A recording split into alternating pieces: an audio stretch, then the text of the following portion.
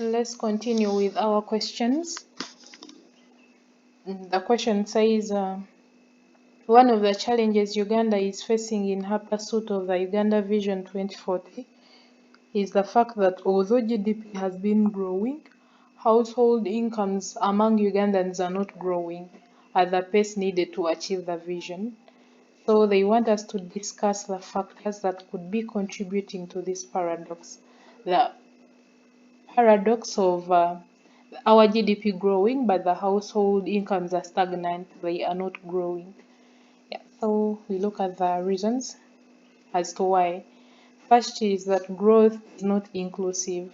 There is rising income inequality among Ugandans, whereby as the GDP is growing, the rich are getting richer and the poor are getting poorer. So there is inequality, though the GDP is growing, the production of goods and services is growing, but they do not include income. Income, we have inequality, income inequality.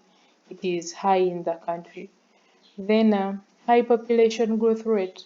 Population is competing with GDP and winning the race. A large population of Uganda's GDP is produced by foreigners who repatriate the profits to their countries.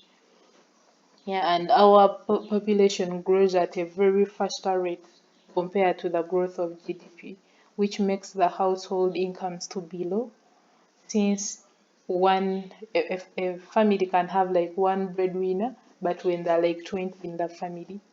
Then high marginal propensity to import, which is 33%, whereby we over want to import things from abroad instead of consuming our own. So we spend more on imports compared to what we earn from exports. Yeah, which makes the household incomes to be low. Then the low levels of capital accumulation. We have a culture of consumerism whereby we overconsume compared to the way we save. Yeah, our marginal propensity to save as Ugandans is 87%. Like every money that you get, you consume 87% of it. Yeah, and our marginal propensity to save is very low, which will reduce on what? On the investment. So we overconsume than we save. So we have low income households, because when we do not save, we shall not invest. Then failure to industrialize to create productive jobs. In Uganda, the industry sector has a poor performance because we are not so much into the industrial stuff. We are either in agriculture or the service sector. So failure to industrialize to create productive jobs is one of the reasons as to why our GDP is growing, but we still have stagnant income households. Yeah. Then let's look at another question. Another question that's saying, briefly explain the structure of the Uganda's economy. They want us to explain what the Uganda's economy is all about, how it is structured. First is that the Uganda's economy is diversified across 3 sectors, whereby it has the agriculture sector, the industrial sector, and the service sector. So you talk about each of them. We start with the agriculture sector. The agriculture sector has 6 subsectors, whereby it has the cash crops, the food crops, livestock, forestry, fishing, and agriculture support services. And it contributes 22% to the GDP of the country. So you talk about the structure of the economy and you talk about each in detail. Agriculture has 6 subsectors, whereby we have crops that we grow for cash, like coffee, cotton. Then we have food crops that we grow just for eating, maize, cassava. Then livestock, it deals with things of farming, animals and all that. Poultry, it's all in livestock. Then the forestry stuff, it's about the green environment. Then fishing, and then agriculture support services that support agriculture. Then we have services that support agriculture, there is irrigation services. Then another one is industry. Industry has 5 subsectors where we have mining and quarrying, we have manufacturing, we have electricity, water, and then construction. And it contributes 22% to the GDP of the country. Then we have the service. Service is the largest sector in our country, whereby it has 14 subsectors, and it is also the largest contributor to the GDP. It contributes 53%. Yeah, so that is a brief structure of the Uganda's economy. It has agriculture, industry, and then service, whereby the service sector contributes more to the economy compared to the industry sector and then the agriculture sector. Then we continue with our questions. Another question is, there has been partial structure transformation of Uganda's economy from agriculture to modern sectors. Explain any 5 causes of this trend. As we were discussing our topics, we said full economic transformation is supposed to be from agriculture to industry to service sector. But for Uganda, we had a partial structure transformation whereby we went from agriculture, we went to the industry small, and then we rushed to the service sector. So we had a partial structure transformation of our economy, and they want us to explain the causes of this trend.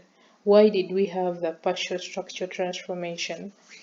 The first is low income elasticity of demand for agricultural products, whereby even when your income increases, your demand for agricultural products will still remain the same. And then there is high income elasticity of demand for manufactured products and services, whereby if your income increases, you start demanding for rare things like, I want to go to Dubai, I want to sleep in the other hotel, I want to go in that place, things like that. But for the income elasticity of agricultural products, even though your income increases, you still eat the same amount of food. Yeah, so it made people to shift from agriculture to service sector. Then the deliberate government policy to turn the terms of trade against agriculture, because the government saw that the industry sector and the service sector, they have a larger multiplier effect, especially the service sector, they have a larger multiplier effect compared to agriculture. So they shifted their policies from over concentrating on agriculture to what? To the service sector. Then climate changes affect agriculture more. Climate change affects agriculture and it doesn't affect service. Yeah, you can travel anytime, anywhere, which is not the case with agriculture. If it overrains, it's over for you. If it overshades, it's still over for you. So climate change affects agriculture compared to other sectors, which made people to shift from agriculture to service.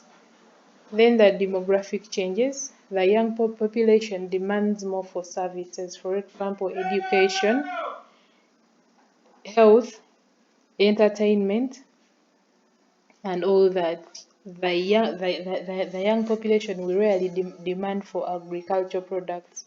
Now, of recent, the president of Uganda said that if you cannot afford bread, you eat cassava, and everyone is pissed because of that.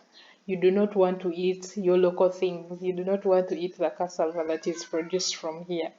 So we demand more for the modernized things which are in the service sector compared to the things in the agriculture sector. Then another reason is increased accumulation of human capital. Takes, takes, it takes people off land. The increased accumulation of human capital.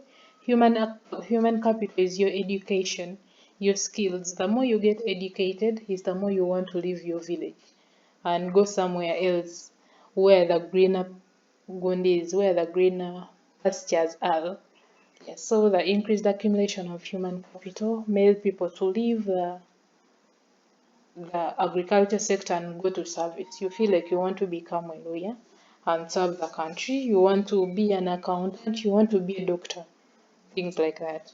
Then asymmetric changes in preferences. As we grow up, as times goes by, our preferences change. The things that we want in life start to change. Yeah. So those are some of the reasons that cause the partial structural transformation of the Uganda's economy from agriculture to modern sectors. Thanks for watching. Don't forget to subscribe, like, comment, tap on the heart down there. There is a heart button. You'll see it. Um, and thank Nice Academy. It is called a thank you button. Thank Nice Academy in any way that you would love to. And then there is also a join button.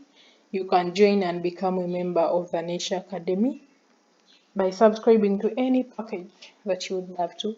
Let's meet in my next video.